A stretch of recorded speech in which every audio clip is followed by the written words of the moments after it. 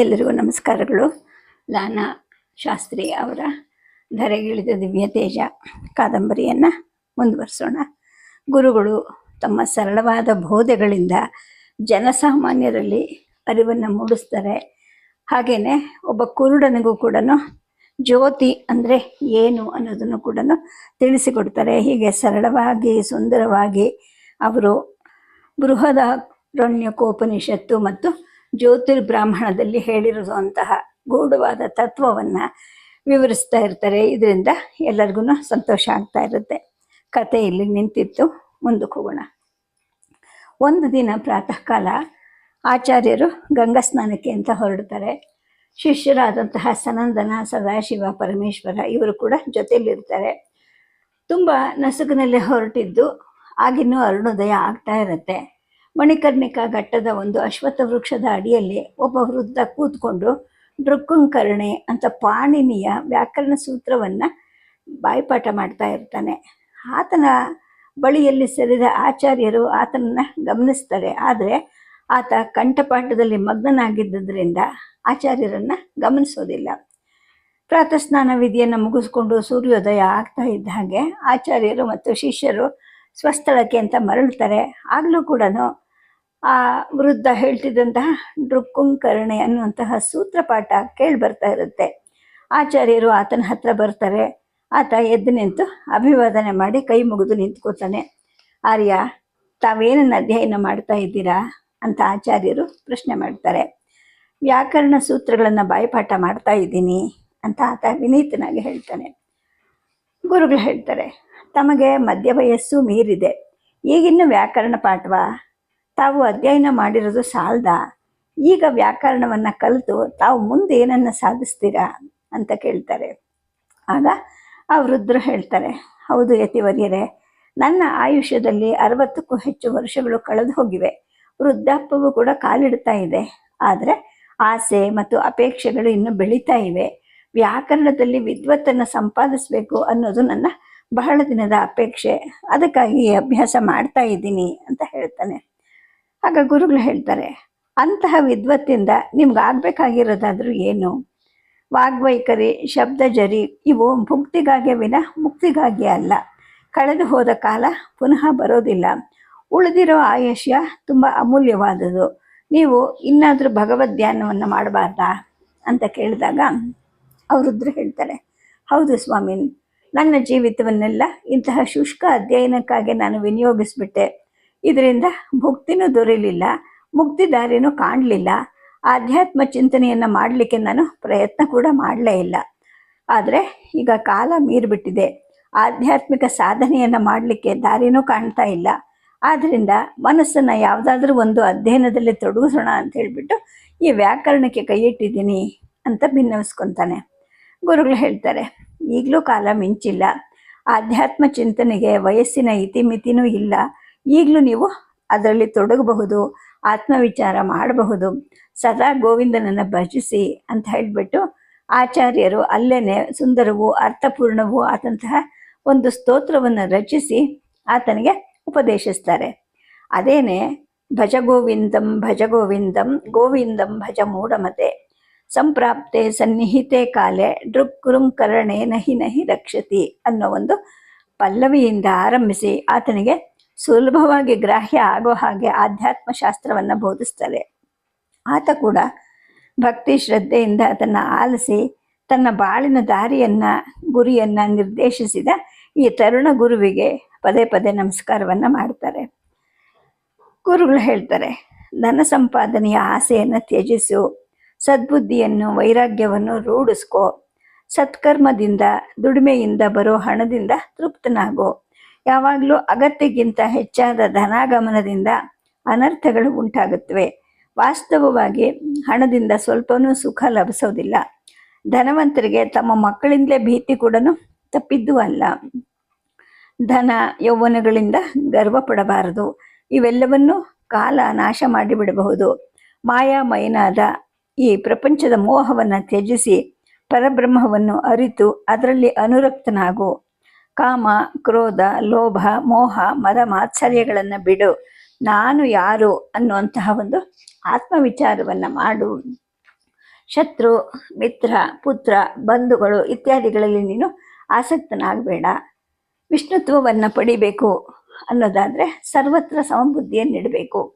ಒಬ್ಬನೇ ವಿಷ್ಣು ನಿನ್ನಲ್ಲಿ, ನನ್ನಲ್ಲಿ, ಇತರರಲ್ಲಿ ಎಲ್ಲ ಕಡೆನೂ ಇದ್ದಾನೆ. ಎಲ್ಲರಲ್ಲೂ ಇರುವ ಈ ಆತ್ಮನನ್ನು ನೀನು ದರ್ಶಿಸಬೇಕು. ಪ್ರಾಣಾಯಾಮ, ಪ್ರತ್ಯಾಹಾರ, ನಿತ್ಯಾನಿತ್ಯ ವಸ್ತು ವಿಚಾರಗಳು, ಮಂತ್ರ ಜಪಗಳೊಂದಿಗೆ ಸಮಾಧಿ ಇವುಗಳಲ್ಲಿ ಅಭ್ಯಾಸ ಮಾಡು. ಇವುಗಳಲ್ಲೇ ಏಕಾಗ್ರ ಮನಸ್ಕನಾಗಿ ಮಗ್ನನಾಗು ಅಂತ ಹೇಳ್ತಾರೆ. ಈ ಥರ ವೃದ್ಧ ಬ್ರಾಹ್ಮಣನಿಗೆ ಆಚಾರ್ಯರು ಬೋಧನೆ ಮಾಡ್ತಾರೆ.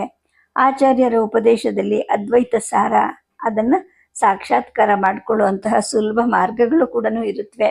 ಆತ ಕೃತಜ್ಞನಾಗಿ ಅವರ ಅಡಿಗಳಿಗೆ ಎರಗುತ್ತಾನೆ. ಮತ್ತೊಂದು ದಿನ ಮಧ್ಯಾಹ್ನ ಆಚಾರ್ಯರು ತಮ್ಮ ಸ್ನಾನಾನುಷ್ಠಾನಗಳನ್ನು ಮುಗಿಸ್ಕೊಂಡು ಶಿಷ್ಯರ ಜೊತೆಗೆ ಶ್ರೀ ವಿಶ್ವೇಶ್ವರನ ಆಲಯದ ಕಡೆ ದಯಮಾಡಿಸ್ತಾ ಇರ್ತಾರೆ. ದಾರಿಯಲ್ಲಿ ಒಬ್ಬ ಕೊಳಕು ಮನುಷ್ಯ ಅಡ್ಡವಾಗಿ ಬರ್ತಾ ಇರ್ತಾನೆ. ಮೈಗೆ ಒಂದು ಚರ್ಮವನ್ನು ಸುತ್ತಕೊಂಡು ಕೈಯಲ್ಲಿ ತೊಗಲಿನ ಚೀಲ ಹಿಡ್ಕೊಂಡಿರ್ತಾನೆ. ತಲೆ ಕೂದಲು ಕೆದರಿರುತ್ತೆ. ಆಗಾಗ ಮದ್ಯವನ್ನು ಹೀರ್ತಾ ಇರ್ತಾನೆ. ಹಾಗಾಗಿ ಮದ್ಯದ ವಾಸನೆ ಅಲ್ಲೆಲ್ಲ ತುಂಬಿರುತ್ತೆ. ಆತನ ಸುತ್ತಲೂ ನಾಯಿಗಳಿರುತ್ತವೆ, ಅವು ಕುಯ್ಗುಡುತ್ತಾ ಇರುತ್ತವೆ. ಇವೆಲ್ಲವೂ ಅಸಹ್ಯ ಹುಟ್ಟಿಸೋ ಹಾಗಿರುತ್ತೆ. ಆಚಾರ್ಯರ ಶಿಷ್ಯರು ಮೂಗನ್ನು ವಸ್ತ್ರದಿಂದ ಮುಚ್ಕೊಳ್ತಾರೆ. ಶಂಕರರು ತಮ್ಮನ್ನು ಸಮೀಪಿಸ್ತಿದ್ದ ಆತನನ್ನು ಕುರಿತು, ಅಪ್ಪ, ದಾರಿಯನ್ನು ಬಿಟ್ಟು ಸ್ವಲ್ಪ ದೂರ ಸರಿ ಅಂತ ಮೃದುವಾಗಿ ಹೇಳ್ತಾರೆ. ಹೇ ಚಂಡಾಲ, ದೂರಂ ಗಚ್ಚ ಅಂತ.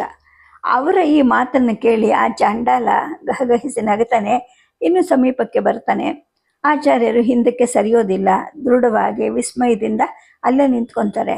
ಯಾಕಪ್ಪ ನಗ್ತಾ ಇದೀಯಾ ಅಂತ ಕೇಳ್ತಾರೆ. ನಿಮ್ಮ ಮಾತು ಕೇಳಿ ನನಗೆ ನಗು ಬರ್ತಾ ಇದೆ ಅಂತ ಆ ಚಂಡಾಲ ಹೇಳ್ತಾನೆ. ನನ್ನ ಮಾತಲ್ಲಿ ನಗುವಂಥದ್ದು ಏನಿದೆಯಪ್ಪ ಅಂತ ಗುರುಗಳು ಕೇಳ್ತಾರೆ. ಸದಾ ಆತ್ಮಸ್ಥಿತರಾದ ನಿಮಗೂ ಸಹ ಭ್ರಮೆ ತಪ್ಪಲಿಲ್ವಲ್ಲ, ಅದಕ್ಕೋಸ್ಕರ ನನಗೆ ನಗು ಬಂತು ಅಂತ ಆ ಚಂಡಾಲ ಹೇಳ್ತಾನೆ. ನನಗೇನು ಭ್ರಮೆಯಪ್ಪ ಅಂತ ಗುರುಗಳು ಕೇಳಿದಾಗ, ಯತಿವರ್ಯ, ತಾವು ಯಾರನ್ನು ಕುರಿತು ಸರಿ ಅಂತ ಹೇಳಿದ್ದು? ಈ ದೇಹವನ್ನು ಅಥವಾ ಆತ್ಮವನ್ನು? ದೇಹವನ್ನು ಉದ್ದೇಶಿಸಿ ದೂರ ಹೋಗು ಅಂತ ಹೇಳಿದರೆ, ಈ ನನ್ನ ದೇಹ ಮತ್ತು ನಿಮ್ಮ ದೇಹ ಎರಡೂ ಪಂಚಭೂತಗಳಿಂದಲೇ ನಿರ್ಮಿತವಾಗಿದೆ. ನನ್ನಲ್ಲಿ ಇರೋ ಹಾಗೆ ನಿಮ್ಮಲ್ಲೂ ಕೂಡ ರಕ್ತ, ಮಾಂಸ, ಮೂಳೆ, ಮಜ್ಜೆಗಳಿವೆ. ನನ್ನ ಶರೀರದ ಹಾಗೆ ನಿಮ್ಮ ಶರೀರವೂ ಕೂಡ ಅನ್ನ ಪಾನಗಳಿಂದ ಪೋಷಿತವಾಗಿದೆ. ಹೀಗಿರುವಾಗ ನಿಮ್ಮ ದೇಹಕ್ಕೂ ನನ್ನ ದೇಹಕ್ಕೂ ಏನು ಭೇದ? ನಿಮ್ಮ ದೇಹ ನನ್ನ ದೇಹಕ್ಕೆ ಸ್ಪರ್ಶವಾದರೆ ಏನು ದೋಷ ಅಂತ ಕೇಳ್ತಾನೆ. ಚಂಡಾಲನ ಈ ಮಾತುಗಳನ್ನು ಆಚಾರ್ಯರು ಶಿಷ್ಯರು ಹರ್ಷ ವಿಸ್ಮಯದಿಂದ ಆಲಿಸ್ತಾ ಇರ್ತಾರೆ. ಶಿಷ್ಯರಿಗಂತೂ ಪರಮಾಶ್ಚರ್ಯ ಆಗತ್ತೆ. ಆ ಚಂಡಾಲ ಮತ್ತೆ ಮಾತು ಮುಂದುವರಿಸ್ತಾನೆ. ಇನ್ನು ತಾವು ಆತ್ಮನನ್ನೇನಾದರೂ ಉದ್ದೇಶಿಸಿ ದೂರ ಸರಿ ಅಂತ ಹೇಳಿದರೆ, ಸರ್ವವ್ಯಾಪಿಯಾದ ಆತ್ಮ ಹೋಗೋದೆಲ್ಲಿಗೆ ಬರೋದೆಲ್ಲಿಗೆ ಸ್ವಾಮಿ? ತಮ್ಮಲ್ಲಿ, ನನ್ನಲ್ಲಿ, ಎಲ್ಲರಲ್ಲೂ ಎಲ್ಲ ಕಡೆನೂ ತುಂಬಿರೋ ಆತ್ಮ ಅನ್ನೋ ವಸ್ತು ಒಂದು ಕಡೆ ಇಲ್ಲ, ಒಂದು ಕಡೆ ಇದೆ ಅಂತ ಹೇಳೋಕ್ಕಾಗತ್ತೇನೋ? ಹಾಗೇನೆ ಇದು ಚಂಡಾಲನ ಆತ್ಮ, ಇದು ಬ್ರಾಹ್ಮಣನ ಆತ್ಮ ಅಂತ ಎಲ್ಲಾದ್ರೂ ಭೇದ ಇದೆಯಾ?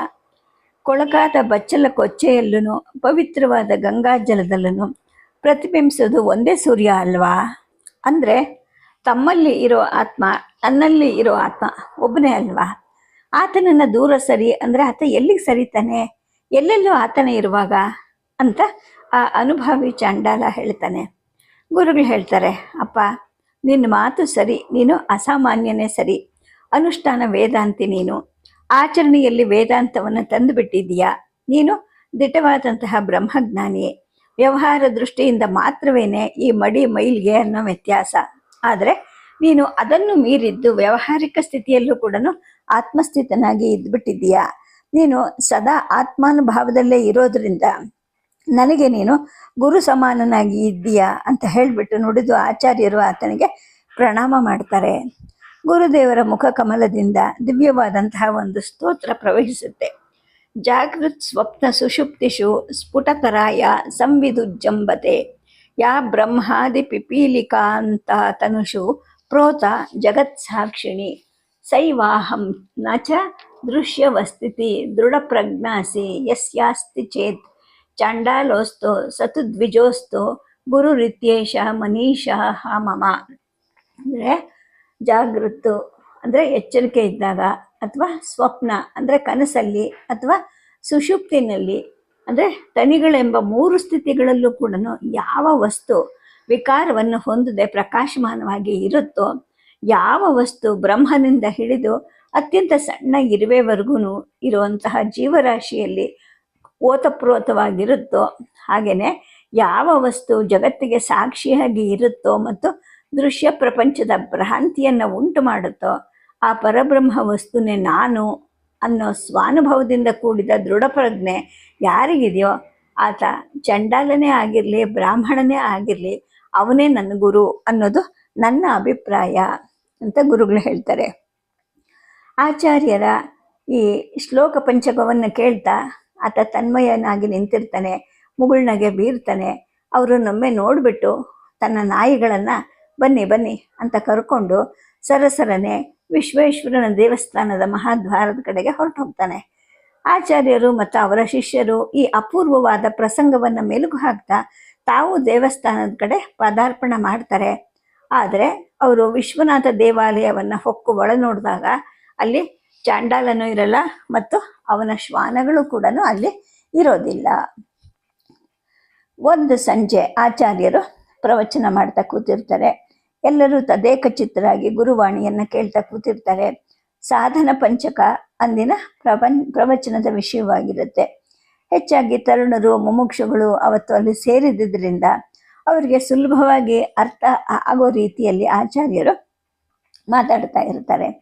ವೇದೋ ನಿತ್ಯಮಧೀಯತಾಂ ತದುದಿತಂ ಕರ್ಮಸ್ವನುಷ್ಠೀಯತಾಂ ತೇನೇಶಸ್ವ ವಿಧೀಯತಾಮಪಚ್ತಿ ಕಾಮ್ಯೇ ಮನಃ ತ್ಯಜತಾಂ ಪಾಪೌಗ ಪರಿಧೂಯತಾಂ ಭವಸುಖೆ ದೋಷಾನುಸಂಧೀಯತಾಂ ಆತ್ಮೇಚ್ಛ ವ್ಯವಸೀಯಾತಾಂ ನಿಜಗೃಹಾಣಾತ್ ಪೂರ್ಣ ವಿನಿರ್ಗಮ್ಯತಾಂ. ಅಂದರೆ ವೇದಾಧ್ಯಾಯವನ್ನು ಸದಾ ಮಾಡ್ತಾರೆ.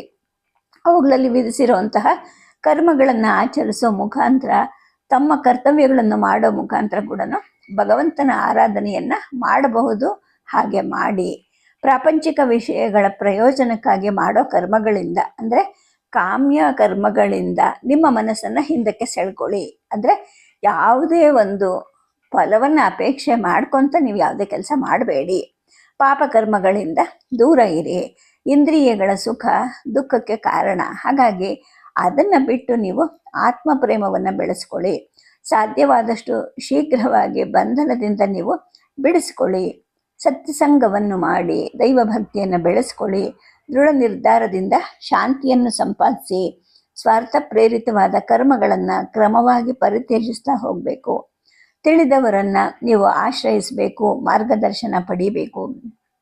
ಪ್ರಣವೋಪಾಸನೆಯನ್ನು ಮಾಡಿ ಉಪನಿಷತ್ತಿನ ತತ್ವಬೋಧನೆಗಳನ್ನು ಮಾಡೋ ವಾಕ್ಯಗಳನ್ನು ಶ್ರವಣ ಮಾಡಿ ವೇದಾಂತ ಮಂತ್ರಗಳ ಅರ್ಥವನ್ನು ಗ್ರಹಿಸಿ ವೇದಗಳಲ್ಲಿ ಪ್ರಣೀತವಾದ ಜೀವನದ ದೃಷ್ಟಿಯಲ್ಲಿ ಮಗ್ನರಾಗಿ ಅಪ್ರಯೋಜಕವಾದ ಚರ್ಚೆಗಳಿಂದ ದೂರ ಇರಿ. ವೇದಗಳಲ್ಲಿ ನಿರ್ಧರಿತವಾದಂತಹ ವಿಚಾರಗಳನ್ನು ಚಿಂತಿಸಿ ಹಾಗೆಯೇ ದೇಹಾತ್ಮ ಭಾವವನ್ನು ಬಿಡಿ. ಬಲ್ಲವರ ಜೊತೆ ವಾದಿಸಕ್ಕೂ ಹೋಗಬೇಡಿ. ಹಸುವು ಅನ್ನೋ ರೋಗಕ್ಕೆ ಭಿಕ್ಷ ಅನ್ನವೇ ಮದ್ದು. ರುಚಿಕರವಾದ ಪಕ್ವಾನ್ನಗಳನ್ನು ಆಶಿಸಬೇಡಿ. ಸಿಕ್ಕಿದಷ್ಟರಲ್ಲಿ ತೃಪ್ತರಾಗಿ ಚಳಿ ಸೆಕೆ ಮುಂತಾದ ದ್ವಂದ್ವಗಳನ್ನು ಸಹಿಸಿಕೊಳ್ಳಿ. ಹಾಗೆ ವ್ಯರ್ಥ ಮಾತುಗಳನ್ನು ಆಡಬೇಡಿ. ಪ್ರಾಪಂಚಿಕ ಪ್ರಲೋಭನೆಗಳಲ್ಲಿ ಅನಾದರವನ್ನು ತೋರಿ ಜನರು ನಿಮ್ಮ ಬಗ್ಗೆ ತೋರುವಂತಹ ದಯೆ ಅಥವಾ ಕಾಠಿಣ್ಯ ಇವುಗಳಿಗೆ ಲಕ್ಷ್ಯ ಕೊಡಬೇಡಿ. ಏಕಾಂತವಾಸದಲ್ಲಿ ಸಮಾಧಾನದಿಂದ ಇರಿ. ನಿಮ್ಮ ಮನಸ್ಸನ್ನು ಬ್ರಹ್ಮತತ್ವದಲ್ಲಿ ಏಕಾಗ್ರಗೊಳಿಸಿ ಎಲ್ಲೆಲ್ಲೂ ಆತ್ಮವಸ್ತುವನ್ನು ದರ್ಶಿಸಿ ಈ ಜಗತ್ತು ಮಿಥ್ಯ ಅನ್ನೋದನ್ನು ಗ್ರಹಿಸಿ ನಿಮ್ಮ ಪೂರ್ವ ಕರ್ಮಗಳೆಲ್ಲವೂ ನಶಿಸಿ ಹೋಗಲಿ. ಕ್ರಮಬಂಧನಕ್ಕೆ ನೀವು ಮತ್ತೆ ಸಿಲುಕಬೇಡಿ. ಪ್ರಾರಬ್ಧ ಕರ್ಮವನ್ನು ಅನುಭವಿಸಿಬಿಡಿ. ನಿಮ್ಮಲ್ಲಿರೋ ಆತ್ಮ ಮತ್ತು ಪರಬ್ರಹ್ಮ ಒಬ್ಬನೇ ಅಂತ ಕಂಡುಕೊಂಡು ಈ ಸ್ಥಿತಿಯಲ್ಲಿ ಸ್ಥಿರವಾಗಿ ನೆಲೆಸಿರಿ. ಆ ದಿನ ಬಂದಿದ್ದ ತರುಣರೆಲ್ಲರೂ ಕಾಶಿಯ ವಿದ್ಯಾಪೀಠದ ವಿದ್ಯಾರ್ಥಿ ವೃಂದ ತಮ್ಮ ವಿದ್ಯಾಭ್ಯಾಸವನ್ನು ಮುಗಿಸಿ ತಮ್ಮ ತಮ್ಮ ಸ್ಥಳಕ್ಕೆ ಹಿಂದಿರುಗೋ ಮುನ್ನ ಅವರೆಲ್ಲರೂ ಗುರುದರ್ಶನಕ್ಕಾಗಿ ಮತ್ತು ಅವರಿಂದ ಉಪದೇಶಕ್ಕಾಗಿ ಬಂದಿದ್ದವರೆಲ್ಲ ಅಲ್ಲಿ ಸೇರಿರ್ತಾರೆ. ಆ ದಿನ ಆಚಾರ್ಯರು ಮುಮುಕ್ಷುಗಳಲ್ಲಿ ಇರಬೇಕಾದಂತಹ ತ್ಯಾಗ, ವೈರಾಗ್ಯ, ತೃಪ್ತಿ, ಸಮಾಧಾನ, ಶಾಂತಿ, ಏಕಾಂತವಾಸ, ಆತ್ಮಾನುಸಂಧಾನ ಇವುಗಳನ್ನೆಲ್ಲ ಅವರಿಗೆ ಸ್ಪಷ್ಟವಾಗಿ ವಿವರಿಸ್ತಾರೆ. ಆಚಾರ್ಯ ಪ್ರವಚನಗಳಿಗೆ ಎಲ್ಲ ಜನರು ಬರ್ತಾ ಇರ್ತಾರಲ್ಲ, ಹಾಗೆ ಒಂದು ದಿನ ಪ್ರಶ್ನೋತ್ತರ ಸಮಯದಲ್ಲಿ ಒಬ್ಬ ಜಿಜ್ಞಾಸು ಬರ್ತಾನೆ. ಆಚಾರ್ಯರನ್ನ ಪ್ರಶ್ನೆ ಮಾಡ್ತಾನೆ. ಗುರುಗಳೇ, ತಮ್ಮ ಉಪದೇಶವನ್ನು ಕೇಳಿ ನನಗೆ ಹಲವಾರು ಸಂಶಯಗಳು ಮೂಡ್ತಾ ಇವೆ, ನಿಮ್ಮನ್ನು ಪ್ರಶ್ನಿಸಬಹುದೇ ಅಂತ ಕೇಳ್ತಾನೆ. ಅವಶ್ಯಕವಾಗಿ ಪ್ರಶ್ನಿಸಿ, ನಿಮ್ಮ ಸಂಶಯ ಪರಿಹಾರಕ್ಕೆ ಯತ್ನಿಸ್ತೀನಿ ಅಂತ ಆಚಾರ್ಯರು ಹೇಳ್ತಾರೆ. ತಾವು ಬಹುಜನ ಅನುಯಾಯಿಗಳಿಗೆ ಧರ್ಮಬೋಧೆಯನ್ನು ಮಾಡ್ತಾ ಇದ್ದೀರಿ, ತಾವು ಎಲ್ಲರಿಗೂ ಜ್ಞಾನ ವೈರಾಗ್ಯವನ್ನು ಬೋಧಿಸ್ತೀರಿ ಅಂತ ಹೇಳ್ತಾನೆ. ಹೌದು ಅಂತ ಗುರುಗಳು ಹೇಳ್ತಾರೆ. ಪುರುಷಾರ್ಥವಾದ ಅಂತಿಮ ಘಟ್ಟವಾದ ಮೋಕ್ಷಕ್ಕೆ ಜ್ಞಾನ ಮತ್ತು ವೈರಾಗ್ಯಗಳು ಅತ್ಯವಶ್ಯಕ ಅಂತ ಗುರುಗಳು ಹೇಳ್ತಾರೆ. ಆಗ ಆ ಬಂದಾತ ಹೇಳ್ತಾನೆ, ಆದರೆ ನಮ್ಮಂಥ ಬಹಳಷ್ಟು ಜನ ಆ ಸ್ಥಿತಿಗೆ ಏರಲಾರವು, ನಾವು ಅರ್ಥ ಕಾಮಗಳ ಸುತ್ತ ಪರಿಭ್ರಮಣ ಮಾಡ್ತಾ ಇರ್ತೀವಿ ಅಂತ ಹೇಳ್ತಾನೆ. ಆಗ ಗುರುಗಳು ಹೇಳ್ತಾರೆ, ಅರ್ಥ ಕಾಮಗಳು ಕೂಡ ಪುರುಷಾರ್ಥಗಳಲ್ಲಿ ಸೇರಿವೆ ಅಲ್ವಾ. ಧರ್ಮದ ಚೌಕಟ್ಟಲ್ಲಿ ಧನ ಅಥವಾ ಅರ್ಥ ಸಂಪಾದನೆಯನ್ನು, ಲೌಕಿಕ ಕಾಮನೆಗಳನ್ನು, ಸುಖವನ್ನು ಪಡೀಲಿಕ್ಕೆ ಶಾಸ್ತ್ರಗಳೇ ಸೂಚಿಸಿವೆ ಅಲ್ವಾ ಅಂತ ಗುರುಗಳು ಹೇಳಿದಾಗ ಬಂದ ಅಂತ ಹೌದು ಗುರುಗಳೇ ಅಂತ ಹೇಳ್ತಾನೆ. ಗುರುಗಳು ಹೇಳ್ತಾರೆ, ಆದರೆ ಅರ್ಥ ಕಾಮಗಳಿಂದ ದೊರಕುವಂತಹ ಸುಖ ಸಂತೋಷಗಳು ಶಾಶ್ವತವಲ್ಲ, ಸ್ಥಿರ ಅಲ್ಲ. ಆದ್ದರಿಂದಲೇ ಇಂದ್ರಿಯ ಸುಖ ಸಂತೃಪ್ತಿಗಳನ್ನು ಮೀರಿದಂತಹ ಒಂದು ಶಾಶ್ವತವಾದ ಸುಖ ಇದೆ. ಅದನ್ನು ಮಾನವನಾದವನು ಅರಸಿ ಸಾಧಿಸಬೇಕು. ಅದಕ್ಕೆ ಇಂದ್ರಿಯ ಸುಖ ಸಂತೃಪ್ತಿಗಳಲ್ಲಿ ಅನಾಸ್ಥೆ ಮೂಡಬೇಕು. ಅದೇನೇ ವೈರಾಗ್ಯ ಅಂದರೆ. ಪರಮಾರ್ಥ ತತ್ವವನ್ನು ಅರಿಲಿಕ್ಕೆ ಜ್ಞಾನ ಸಂಪಾದನೆಯನ್ನು ಮಾಡಬೇಕು ಅಂತೇಳಿ ಹೇಳ್ತಾರೆ. ಆದರೆ ಇದೆಲ್ಲರಿಗೂ ಸಾಧ್ಯ ಇಲ್ಲ. ಇದನ್ನು ದೃಷ್ಟಿಯಲ್ಲಿ ಇಟ್ಟುಕೊಂಡು ಈ ಲೌಕಿಕ ಸುಖ ಸಂತೋಷಗಳು ಅಶಾಶ್ವತ ಅಂತ ತಿಳ್ಕೊಂಡು ಲೌಕಿಕ ಜೀವನವನ್ನು ನಡೆಸಬೇಕು, ಸದ್ಗುಣಗಳನ್ನು ಬೆಳೆಸ್ಕೊಳ್ಬೇಕು, ಎಲ್ಲರನ್ನು ನಮ್ಮವ್ರ ಹಾಗೆ ಕಾಣ್ತಾ ಕ್ರಮವಾಗಿ ಮೇಲಿನ ಹಂತಕ್ಕೆ ಏರಬೇಕು ಅಂತ ಗುರುಗಳು ಹೇಳೋಷ್ಟರಲ್ಲಿ ಒಬ್ಬ ಶ್ರೋತೃ ಎದ್ದು ನಿಂತ್ಕೊಳ್ತಾನೆ. ಆಚಾರ್ಯರೇ, ನನ್ನದೊಂದು ಸಂದೇಹ ಇದೆ, ಕೇಳಬಹುದೇ ಅಂತ. ಅವಶ್ಯಕವಾಗಿ ಕೇಳಿ ಅಂತ ಗುರುಗಳು ಹೇಳ್ತಾರೆ.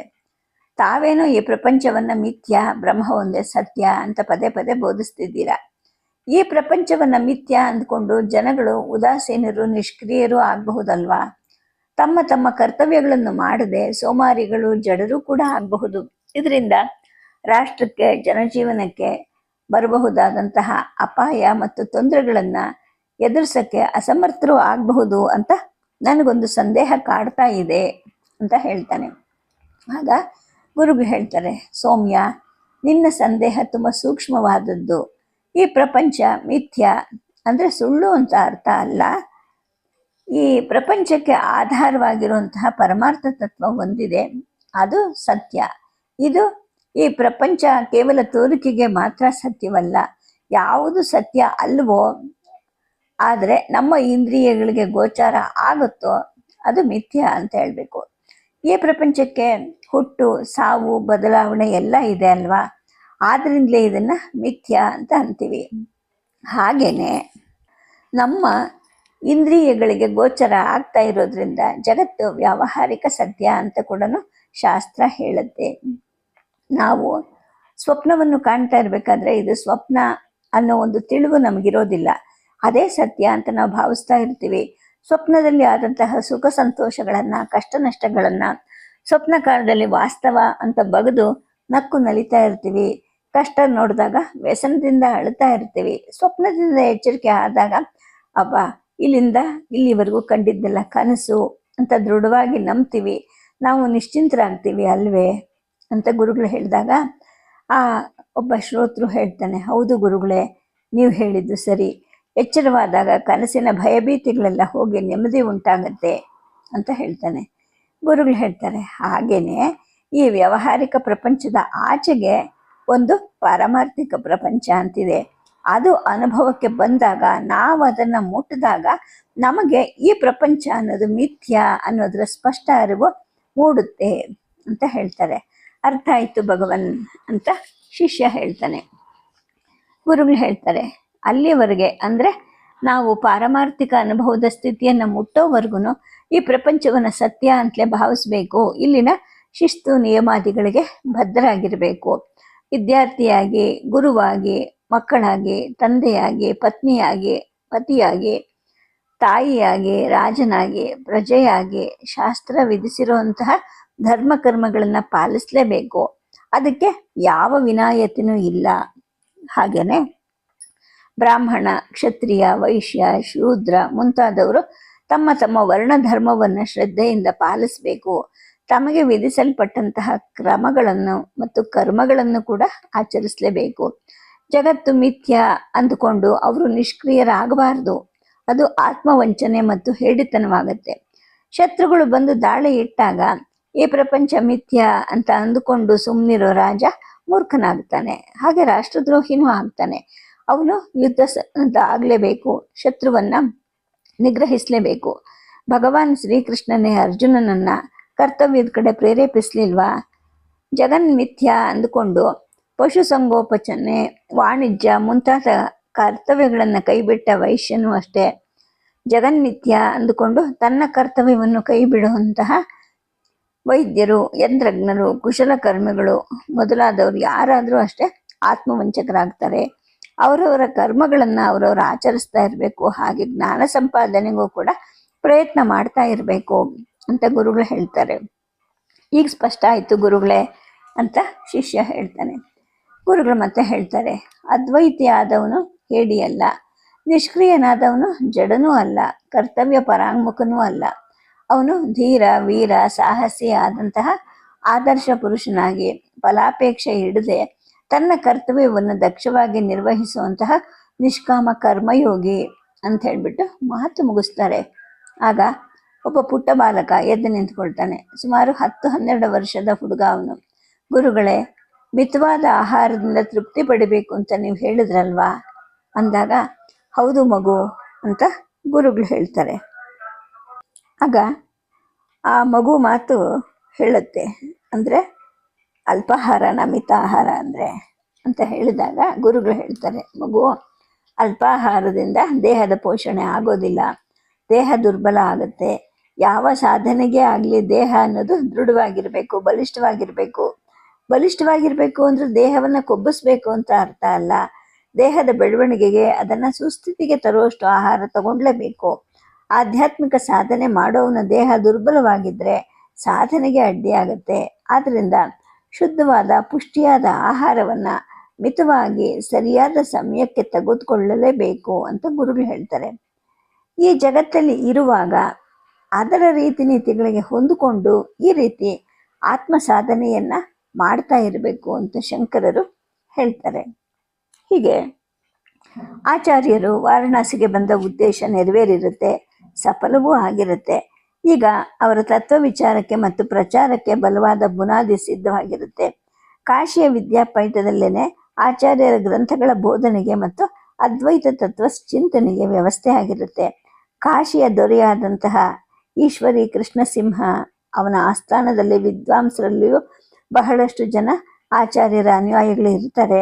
ಅವರೆಲ್ಲರೂ ಆಚಾರ್ಯರ ಬೋಧನೆಯನ್ನು ಪ್ರಸಾರ ಮಾಡಲಿಕ್ಕೆ ಟೊಂಕ ಕಟ್ಟಿ ನಿಂತಿರ್ತಾರೆ. ಧಾರ್ಮಿಕ ಜೀವನ, ಅದ್ವೈತ ತತ್ವಚಿಂತನ ಇವೆರಡೂ ಕೂಡ ಆಚಾರ್ಯರ ಉಪದೇಶದ 2 ಮುಖಗಳಾಗುತ್ತವೆ. ವಾರಾಣಸಿಯಿಂದ ಮುಂದಕ್ಕೆ ಧರ್ಮಯಾತ್ರೆ ಕೈಗೊಳ್ಳಕ್ಕೆ ಆಚಾರ್ಯರು ನಿಶ್ಚಯ ಮಾಡ್ತಾರೆ. ತಮ್ಮ ದರ್ಶನಕ್ಕೆ ಅಂತ ಬಂದಂತಹ ಮಹಾರಾಜ ಈಶ್ವರಿ ಕೃಷ್ಣಸಿಂಹ ಬಂದಾಗ ತಮ್ಮ ನಿರ್ಧಾರವನ್ನು ಗುರುಗಳು ಆತನ ಮುಂದೆ ಸ್ಪಷ್ಟಪಡಿಸ್ತಾರೆ. ಗುರುದೇವರ ಪ್ರಯಾಣದ ಮಾತನ್ನು ಕೇಳಿ ದೊರೆ ದುಃಖಿತನಾಗ್ತಾನೆ. ಇಷ್ಟು ಬೇಗ ಹೊರಟು ಬಿಡಬೇಕಾ ನೀವು ಅಂತ ಕೇಳ್ತಾನೆ. ಗುರುಗಳು ಹೇಳ್ತಾರೆ, ನಾನು ಭರತಖಂಡವನ್ನೆಲ್ಲ ಸಂಚರಿಸಬೇಕು, ಧರ್ಮ ಪ್ರಸಾರವನ್ನು ಮಾಡಬೇಕು. ಆದ್ದರಿಂದಲೇ ನೀನು ನಮ್ಮನ್ನು ಕಳಿಸ್ಕೊಡು. ನನ್ನ ಆಪ್ತ ಶಿಷ್ಯರಾದಂತಹ ರಾಮಶರ್ಮ ಮತ್ತು ಲಕ್ಷ್ಮಣ ಮಿಶ್ರರನ್ನು ಇಲ್ಲಿಗೆ ಕಳಿಸ್ತೀನಿ, ಅವರ ಯೋಗಕ್ಷೇಮ ನಿನ್ನದು ಅಂತ ಆಚಾರ್ಯರು ಹೇಳಿದಾಗ ನರೇಶನಿಗೆ ತುಂಬ ನಿರುತ್ಸಾಹ ಆಗುತ್ತೆ. ಅದು ಆಚಾರ್ಯರ ಪ್ರಯಾಣದ ನಿರ್ಧಾರವನ್ನು ಕೇಳಿದ್ದಕ್ಕೆ. ಆತ ಹೇಳ್ತಾನೆ, ಗುರುಗಳೇ, ತಾವು ಇನ್ನೂ ಸ್ವಲ್ಪ ದಿನ ಇಲ್ಲೇ ಇದ್ದು ನಮ್ಮನ್ನೆಲ್ಲ ಅನುಗ್ರಹಿಸ್ತೀರಾ ಅಂತ ನಾನು ನಂಬಿದ್ದೆ ಅಂತ ಹೇಳಿದಾಗ ಗುರುಗಳು ಹೇಳ್ತಾರೆ, ಮಹಾರಾಜ, ಯಾವ ಉದ್ದೇಶದಿಂದ ನಮ್ಮ ಗುರುಗಳು ನನ್ನನ್ನು ಕಾಶಿಗೆ ಹೋಗುವಂತ ಆಜ್ಞಾಪಿಸಿದ್ರು ಆ ಉದ್ದೇಶ ಈಗ ನೆರವೇರಿದೆ. ತಂದ್ರಾಜಡರಾಗಿದ್ದಂತಹ ತಮೋವಶರಾಗಿದ್ದಂತಹ ಪಂಡಿತ ಮಂಡಳಿಯನ್ನು ಜಾಗೃತಗೊಳಿಸಬೇಕಾಗಿದ್ದು ಆ ಕೆಲಸ ಈಗ ನೆರವೇರಿದೆ. ಅವರಿಗೆಲ್ಲ ವೇದಾಂತ ಧರ್ಮವನ್ನು ಮತ್ತು ಅದ್ವೈತದ ತತ್ವವನ್ನು ಮನದಟ್ಟು ಮಾಡಿಕೊಟ್ಟಿದ್ದೀನಿ. ಇನ್ನು ಮುಂದೆ ಇದೇ ಕೆಲಸವನ್ನು ನಾನು ಬೇರೆ ಕಡೆಯಲ್ಲೂ ಮಾಡಬೇಕು. ಆದ್ರಿಂದಲೇ ನೀನು ನಮ್ಮನ್ನು ಸಂತೋಷದಿಂದ ಕಳಿಸ್ಕೊಡು ಅಂತ ನುಡಿತಾರೆ. ಭರತಖಂಡವೆಲ್ಲ ನಮ್ಮ ಕಾರ್ಯಕ್ಷೇತ್ರವೇ ಆಗಿರೋದ್ರಿಂದ ನಾವು ಎಲ್ಲ ಕಡೆಗೂ ವ್ಯಾಪಕವಾಗಿ ಸಂಚರಿಸಬೇಕು. ಆದ್ದರಿಂದಲೇ ನೀನು ನಮ್ಮ ಪ್ರಯಾಣಕ್ಕೆ ಒಪ್ಪಿಗೆ ಕೊಡು ಅಂತ ಹೇಳ್ತಾರೆ. ಆಗ ರಾಜ ಹೇಳ್ತಾನೆ, ಗುರುಗಳೇ, ನನ್ನಿಂದ ಮುಂದೆ ಆಗಬೇಕಾದ ಕೆಲಸ ಏನು ಅಂತ ಅಪ್ಪಣೆ ಮಾಡಿದ್ರೆ ಅದನ್ನು ಕಾರ್ಯಗತ ಮಾಡಲಿಕ್ಕೆ ನಾನು ಸಿದ್ಧವಾಗ್ತೀನಿ ಅಂತ ಹೇಳಿದಾಗ ಗುರುಗಳು ಹೇಳ್ತಾರೆ, ನಾವು ಧರ್ಮವನ್ನು ಬೋಧಿಸಬಹುದು, ಆದರೆ ಜನರು ಅದನ್ನು ನೈತಿಕ ವಿಧಿ ನಿಯಮಗಳನ್ನು ಆಚರಿಸೋ ಹಾಗೆ ನೋಡ್ಕೋಬೇಕಾಗಿರೋದು ರಾಜರ ಕರ್ತವ್ಯ. ಜನಗಳು ಎಲ್ಲರೂ ಸಾಮಾನ್ಯ ಧರ್ಮವನ್ನು, ಅವರವರ ವಿಶೇಷ ಧರ್ಮವನ್ನು ಪಾಲಿಸೋ ಹಾಗೆ ನೋಡ್ಕೊಳ್ಬೇಕಾಗಿರೋದು ರಾಜರ ಕರ್ತವ್ಯ ಕೂಡ. ಸ್ಮೃತಿಗಳು ಬೋಧಿಸಿರೋದನ್ನ ಜನ ಅನುಸರಿಸ್ಬೇಕು, ಜನ ಅನುಸರಿಸೋ ಹಾಗೆ ರಾಜರು ನೋಡ್ಕೋಬೇಕು ಅಂತ ರಾಜರ ಕರ್ತವ್ಯವನ್ನ ಗುರುಗಳು ಸ್ಪಷ್ಟಪಡಿಸ್ತಾರೆ. ಅಪ್ಪಣೆ ಗುರುಗಳೇ ಅಂತ ನರೇಶ ಹೇಳ್ತಾನೆ. ಗುರುಗಳು ಮಾತು ಮುಂದುವರಿಸ್ತಾರೆ. ಶೈವ, ವೈಷ್ಣವ, ಸೌರ, ಕಾಪಾಲಿಕ, ಗಾಣಪತ್ಯ, ಜೈನ, ಬುದ್ಧ ಅಂತ ವಿವಿಧ ಮತಗಳು ಜನಸಾಮಾನ್ಯರಲ್ಲಿ ರೂಢಿಯಲ್ಲಿವೆ. ಅಲ್ಪಮತಿಗಳು ಕೂಡ ತಮ್ಮ ತಮ್ಮ ಮತವೇ ಶ್ರೇಷ್ಠ ಅಂತ ಬಗೆದಿರ್ತಾರೆ. ನಾವು ಇತರ ಮತಗಳನ್ನು ಕೀಳು ಅಂತ ಭಾವಿಸಬಾರದು. ಪ್ರತಿಯೊಬ್ಬರಿಗೂ ಕೂಡ ಸಹಜವಾಗಿ ಅವರವರ ಮತವೇ ಶ್ರೇಷ್ಠ. ಆದರೆ ಉಳಿದವರ ಮತದಲ್ಲಿ ಗೌರವ, ಆದರ ಭಾವವನ್ನು ಇಟ್ಕೊಳ್ಬೇಕು. ಶಿವ ಅಂದರೆ ಮಂಗಳಕರ ಅಂತ ಅರ್ಥ. ವಿಷ್ಣು ಅಂದರೆ ಸರ್ವವ್ಯಾಪಿ ಅಂತ ಅರ್ಥ. ಪರಬ್ರಹ್ಮ ವಸ್ತುವಿಗೆ ತನ್ನ ಶಕ್ತಿಯಾದ ಮಾಯೆಯ ಸಂಪರ್ಕದಿಂದ ಬ್ರಹ್ಮ, ವಿಷ್ಣು, ಶಿವ, ದೇವಿ ಇತ್ಯಾದಿ ನಾನಾ ನಾಮಗಳು, ರೂಪಗಳು ಉಂಟಾಗುತ್ತವೆ. ಇವುಗಳಲ್ಲಿ ಯಾವುದು ಶ್ರೇಷ್ಠ ಅಥವಾ ಯಾವುದು ಕನಿಷ್ಠ? ಎಲ್ಲವೂ ಒಬ್ಬನೇ ಪರಮಾತ್ಮನ ವಿವಿಧ ನಾಮ ಮತ್ತು ರೂಪಗಳ ಅಭಿವ್ಯಕ್ತಿ ಅಲ್ವಾ? ಇದನ್ನ ಜನಗಳು ಅರಿಯೋ ಹಾಗೆ ಮಾಡ್ಕೋಬೇಕು. ವಿದ್ವಾಂಸರ ಕೆಲಸ ಜನಮತೀಯ ವಿಚಾರವಾಗಿ ಜಗಳ ಆಡ್ಕೊಳ್ಳೋದ ಹಾಗೆ ನೋಡ್ಕೊಳ್ಳೋದು ರಾಜರ ಕೆಲಸ ಅಂತ ಗುರುಗಳು ಹೇಳ್ತಾರೆ. ಸದ್ಯಕ್ಕೆ ಕಥೆಯನ್ನು ನಿಲ್ಲಿಸಿರ್ತೀನಿ. ನಮಸ್ಕಾರ.